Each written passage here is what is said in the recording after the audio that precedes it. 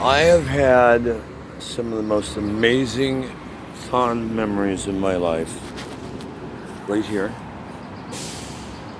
And I've had some of the saddest moments in my life right here. This is the old NBC studios in Burbank, where I first met Freddie, who worked with Fred DeCorbita and Johnny and Ed. What an amazing woman. And Fred DeCorbita and Johnny Carson and Ed McMahon and Doc Severinsen. Gosh, I'm dating myself. Back in 1983, when I came out here with NBC, from Chicago NBC, to see Sheena Easton, who I had known and worked with since, what, 79 when she broke 80, somewhere back in there, when I was in Detroit. And Sheena and her label requested that since I helped break her career and was instrumental in some of her success, she's just an amazing talent.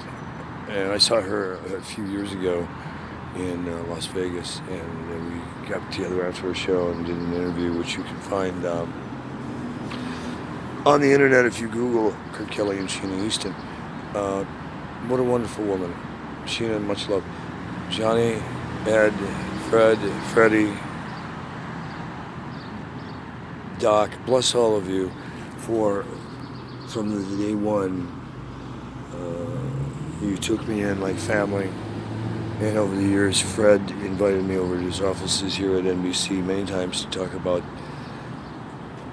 my producing and radio and television. And he was the one who really nudged me hard to really focus more on television and film, and thought radio was dying as we all knew it at that time, and that my true success in life would be in television, film, and I am so grateful for all the producing tips and advice and counsel that he and Johnny and the staff gave me.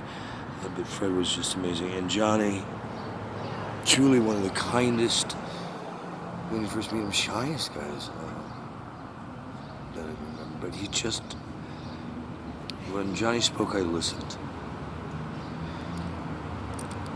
When I asked Johnny one day how, to me, he was the master of interviews, what was the key to his success, he said, Kurt, I never over-research or over-prepare, become familiar with the person, the topic, key things. And I have some questions for the interview, and I start to throw them out, but I listen to what they say, and that prompted some of his best comedy, because when he would listen to what they say, he would come up with some amazing one-liners or things that just took it in a whole new, wonderful direction. He was such a master and a good teacher. And so here's where the audiences used to line up. It's now, I see iHeartRadio's got stuff in here, and I don't know that the whole building is being utilized. It's a huge lot. But this is where people used to line up to either hit the commissary or to be in the audience line to hopefully get tickets to get in and see the Tonight Show live.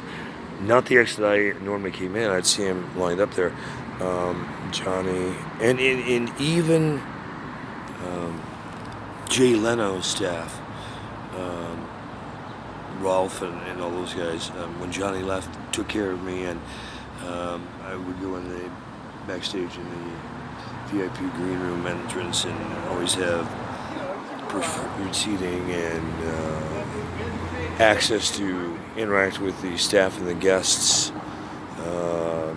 either before and after the show, whatever we had prearranged. And they would let me bring in guests like the people I brought in from Eurasia, from NBC, and brought to the Tonight Show, or other celebrity guests who wanted to come to the Tonight Show, or industry and fans.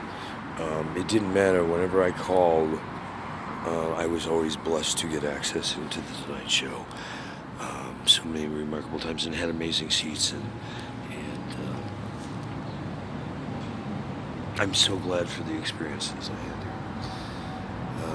It was, in fact, if memory serves me correctly, even when Lauren Michaels, I think Lauren was producing it, was doing also Friday night videos from here. They had me in a guest many times to the show. I think that was your show, wasn't it? Along with Saturday Night Live. And even the first time I went to Saturday Night Live, I was at NBC in Chicago, 83, 84. The blessings of being welcomed in as like a family member, and being able to be backstage with the writing staff and the team, and the people who make Saturday night the magic it is. Thank you, Lauren Michaels, for the times you've had me in as a guest on the show, to see and mingle and hang and get my guests in, and also for having me on the show multiple times. I am truly indebted. Saddest memories here, when it ended for Johnny. Very sad for me, and Fred leaving, and Ed, and then their passings. But then even after Jay had been so kind to his staff, and then closing it down here and sending it to New York, and now I hear from my very dear and loving friend Lori Caldwell, who's very high up at NBC. An amazing, very bright woman who also was a key technical expert at Microsoft, who worked directly with Bill and Melinda Gates personally, not only the foundation but at Microsoft Corporate, who's been at NBC now for, gosh, I forget how many years, who just relocated to Denver, and let me know when that housewarming party is, girl. I so miss you. I hope you're well. Bless you. He's let me know that NBC Nightly News and a lot of the NBC operations, does this mean Saturday Night Live too? A lot of the operations of New York are moving to Denver, to a huge facility, and she'll be there helping do her magic there. And I wish her extreme happiness and well. And I'm sorry we got disconnected during some of this drama that's been going on with my government. It's not being fun being the guy who knew too much. Your friends and others become naysayers, or they turn their back on you because it's scary. Oh, that you've done what these years? No, you're lying, or you're delusionary, or you need help. You were never in my shoes, so how you judge me like that is just so painful. People I've known for years and helped out so much over the years to break their careers, or provide accurate news and information that help them along the way in their images, or get them in as guests. Red carpets galore. I remember one year, my office is calculated, we gave away over $250,000 worth of passes and tickets to shows and events that were covered by me and my companies and others who support us. Never to get maybe more than a thank you, if ever. And now when I need some of those people the most, they're just spreading nasty lies and slander and grandstanding over, hey, you ever hear what happened to Kurt? To the point I got some notes out of Russia today from an actress that's been fed by a lot of these rumors that were so distasteful and judgmental and so disdaining that I actually asked her to not ever contact me again. So to those of you who have been doing that to me in my career, please have a safe journey to hell, and don't ever contact me again, you self-righteous, greedy, self-serving pricks. To the people like Lori and Bill and the few smart, high-level professionals who know me well, they know I don't lie about anything. I don't have to. Why would I lie? That would be so against every grain in my fiber. Why would I make these stories up? And for all of you disbelievers, why don't you find Ed Muchmore from the FBI and ask him why FBI and DOJ ramrodded me and gave me a choice of going to prison for life for knowing too much, or to become a federal contractor consultant with them and other agencies in the U.S. government, in addition to the ones I was already working with, as an exchange for not having to pay $10 million and face multiple criminal charges and life sentences and being beaten in federal prison for every secret and concept or idea or things I could detail to them.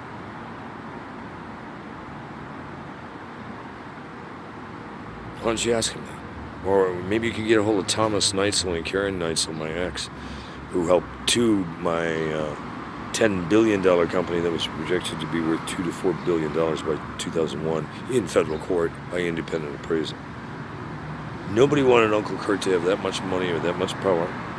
Nobody wanted Kurt to have that much technology, since I had helped develop voice over IP, video over IP, SSL technology so you could use your credit cards, and a lot of the things you do today that most of you wouldn't even give two shits about, but you all clicked I agree.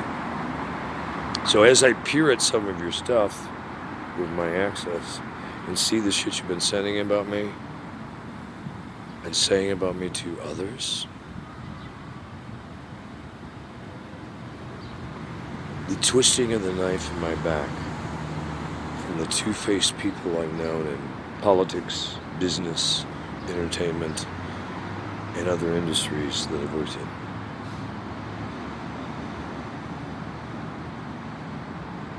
Leaves me with a very sick feeling for this planet in my stomach.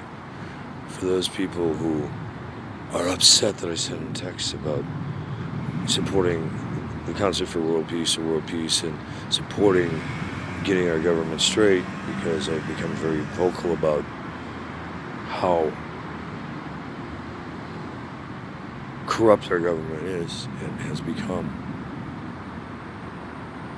on the steps of martial law and things you don't even know that are coming. On the verge of World War III and the Georgia Guidestone prophecies being fulfilled, and the Doomsday Monument to cut world population to one world order, one religion, one government, and 200 million people on the planet, and fuck everybody else. To those of you who think I'm delusionary when I say these things, or a government conspiracist, I really say very sincerely to you, you judgmental demigods. The highway to hell is paved with people like you and their good intentions. Well, I meant well for you. Oh, fuck off. If you meant well for me, you might actually pick up a phone and see how I'm really doing and listen instead of engage your mouth more than your ears. And you might actually roll up your sleeves and get off your ass in your office and come out and help with some of the problems I've been encountering and helping within the streets with the Department of Justice and DSSPI and other people who told me I needed to get off grid and, get out here and dig in after the Russian hack of global intel in 2014, 2015. It wasn't the first time. I also reported back in the 90s, too. And each time told to stand down. Kurt doesn't stand down, bitches. I'm not a government employee. I am nobody's employee. I haven't been an employee of anyone in decades. I got so tired of the political horseshit at networks with everybody thinking they were running for an office and not doing their jobs and politically maneuvering people out, down, and up and around so they could backstab their way to as high they could get in the incompetency Peter principle, that I just couldn't do it anymore. And thank God, even well before I left the networks and all my contracts at NBC, ABC, CBS, or any networks I've worked with, I had the right to also do outside syndications, productions, and even to other networks while at those networks. And to do anything I needed to do in those facilities, as well as consult all the other network O&Os and affiliates at each of the networks, and install their computer research and music programming, and develop and run their research staffs and questionnaire and focus groups and stuff. Stuff they still use today. So for those of you who think that I'm vain or self-righteous or full of shit, delusionary, your karma will come back to haunt you. And from infinity to infinity, we will meet. And for all those horrible things you did and said, you will pay the price of eternity. And for those of you who don't believe there's aliens and don't believe there's something beyond all of this, or an atheist, wake the hell up. 1, you didn't create any of this. 2, none of the scriptures that you read are written by any God. And God is dog backwards, and the dog ain't wagging no God's tail. Aliens don't come from foreign countries, they come from foreign universes. And there's many of them. And there are several living on this planet. I know, you think that's really far out. No, there are. And if our government would ever get honest, they would confirm that too. I know them from my government interaction, and I've met them and I've talked with them and interviewed them and had them show me footage of ships and launches on and off the earth and what the ships look like. And the man who knew too much. Maybe that's the time he just should jump the next ship with a couple of aliens and get the fuck out of here and find intelligent life. Because there doesn't seem to be much of it left. It seems to be self-righteous, indignant, no manners, abusive, self-obsessed, overweight, obnoxious people who are quick to hurt and criticize others and seem to enjoy wars and pains. We don't have video games to teach kids how to be good humanitarians or have manners. Emily Post, most kids don't even know who the fuck Emily Post is when I bring it up, and I fault parents for letting their kids grow up to be so ignorant. I fault our country for keep lowering the scale, that now we've dropped from the top 10 of most everything to we're not even the top 100 in anything. Sports, English, math, science. We suck. We're recruiting people from foreign countries and yet kicking them out at the same time because of Donald Trump to find the brightest minds on the planet, because we want the really exclusive here and get all these other people who are low rent, low riders, the workers of America, that lower class out, because we really don't need them anymore with AI and automation and, you know,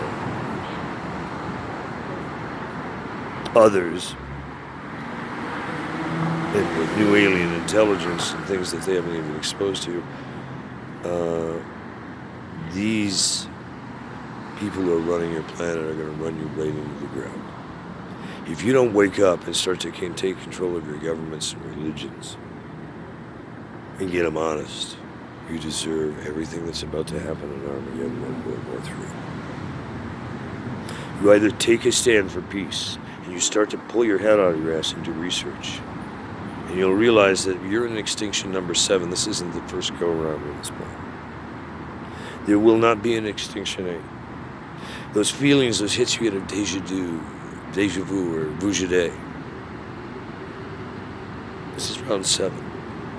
You've done this before. What are you going to do differently this time to not fuck it up again? Because we're not going to keep saving the planet for you. Your prophecies will become true. Your self-fulfilling prophecies, the dark hole that's bigger than our biggest planets coming towards the Earth, it could be a spaceship or a huge meteor or a dark hole. You're actually just seeing your own future. When you finish the final days and implode this planet in a flash that also puts out the sun from all the waste we're putting into the universe, will darken this whole universe, and this will be the dark abyss that will be sealed. And those who did right for the majority of their incarnations. We'll go on to greater things. Enjoy what was intended. For those of you who have created the greatest sin of all, the one they don't like to talk about, there's many sins that they don't teach you to talk about.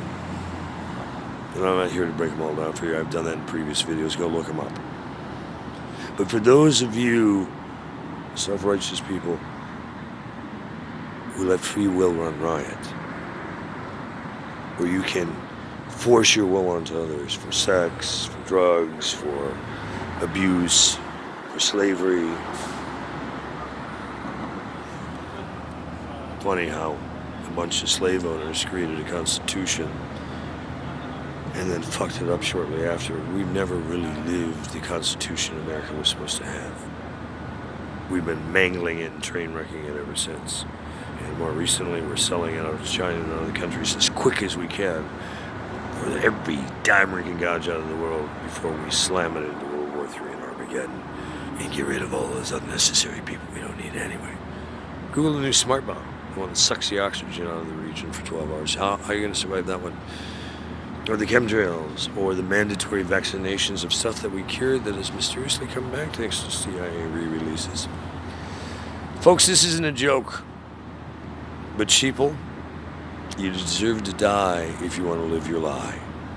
It's time you wake up. You don't have the excuse. They didn't teach me that. I didn't know that. Google it. Because when we were developing Google, and yes, I was on the beta team, before you could even join Gmail for free, you had to be invited in. I helped architect this thing, along with many other things. I don't give a shit if you believe me or not. Thanks to much more in the FBI, I was hooked in with Twitter, LinkedIn, and many other companies on their beta teams at the insistence of the U.S. government, because I was such a genius at developing concepts and ideas and very viral and was fulfilling the original plan of the CIA that was drafted in 1952. That had done research back to the 1800s on profiling people and how to use social media, which they knew was going to be released way back in 1952, that we use today. Look up this social media, CIA social media distortion in the Ink Stamp Project. Ironically, you'll find my name attached to that too. If you Google Kurt Kelly, almost anything, tell me where you can't find me. Now, that's not an accident. Even Jesus Christ doesn't show up that much. But Jesus Christ wasn't here writing the code and doing the architecture of this go-round as Jesus Christ. You know, for those of you who think I'm being blasphemous by implying things that are going on in your head right now, if you can't shut off the voices and listen to learn, you deserve every torment that's coming to you in the future. And it is coming. You're not going to just die and it goes away. Or you get religion, you find your God, you know, all of a sudden near the end, and you gave it all away and you helped out all of a sudden, became a nice person. That's not how this works. It's a sum total equation. The sum total of your essence. Do you walk your walk? Are you true? Are you honest? Do you help others? Are you compassionate? Are you giving? Are you loving? Do you try and promote peace and harmony and do things to advance life and technology for cleaner, purer, smarter people? Or is it all about what's in it for you? Or is it just fuck everybody, I'm just sliding by and somebody else is making all these decisions and I'm just, you know, that's not my job, it's not my responsibility, and they'll figure it out. One of those prophecies about a camel getting through a needle's eye into heaven. Oh, and that myth that you get 21 virgins, or is it 70 virgins for hurting people? That's not in the Quran either. Your theologians who know better should be talking about this shit.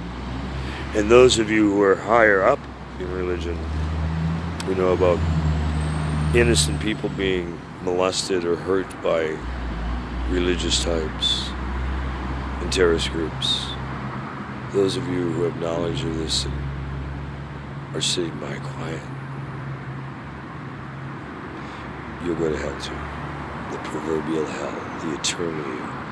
If you want an idea what hell's like, Google the Russian hell video where they started digging into the core of the earth, and they barely, in terms of square inches, didn't really penetrate that far down into the rims at all. But the noises of voices and wailing and other demonic sounds even frightened the Russians, and they've allegedly abandoned their dig to the center of the earth. Let me just say this about that. From the wacky stuff on Star Trek about beam me up, scouting no intelligent life here and lasers, to what I just mentioned about the Russians and anything else. If you can imagine it, or you've seen it in a drama or fact fiction, many times we fact fictionize things to get you conditioned and ready for what's coming, for what already is. And for these neophytes who think I don't know what I'm talking about, again, thanks for judging. You know where you're going. I didn't want to even have to do this kind of talk today. Candidly, I've never wanted to do this talk any day. But I've known since I arrived here on this planet, coming out of the womb, I've known since childhood what my purpose was here. And it was hard on my mom, ages 5 through 10, when this little golden-haired, bright-eyed kid who just couldn't ever stop talking had so many visions of things that actually did happen and would tell her before they happened, and then they would happen. And had a very clear focus of, no, Mom, I can't be like all our family history, a religious leader or a lawyer or a politician or something honest. That I had to be in entertainment where I had the ability to reach out to people without the bias of religions and politics, to try and get the truth out there, and to help people with laughter, to heal, and with information and news, to be healthy and well and wise. I've dedicated my entire life to that. And thanks to John Guerin at ABC, John, I love you for an eternity. Most days. There's some things I've heard that are disturbing to me. If you ever want to talk about it, call me. Hopefully before you die this time. John was a huge inspiration and was a guy who really opened my eyes to what I was already doing and what I needed to continue to do every day of my life. When I see talent or someone in need, open the door. Don't force them through. Don't do it for them. Just give them every opportunity to succeed and be supportive. And for all of you that I've done that for, and I asked you to do the same, your broken promise to me will be the wreckage of your eternity. I kept my word to you.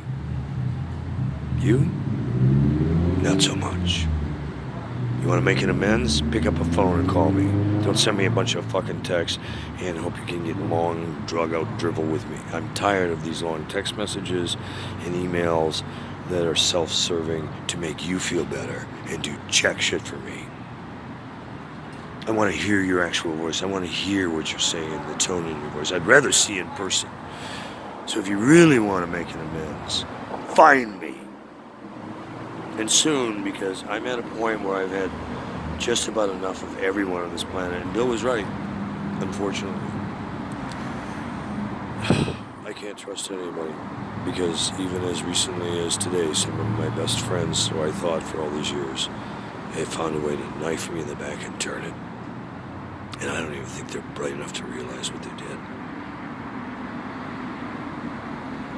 But you'll soon know who you are, because we're going to talk about some bonehead things you did. You don't take my IP. You don't take my creative. You don't take my intellectual property and start to grandstand it as your own. Then think I'm going to sit by idly with that. Maybe I just have to become more reclusive and get away from all of you and finish some memoirs that I need to finish and set up some lawsuits from hell and then say sayonara to most of you because I just can't stomach being even around you much anymore. I can't tolerate lying, two-faced, self-indulgent prima donnas. What are you doing for world to peace today?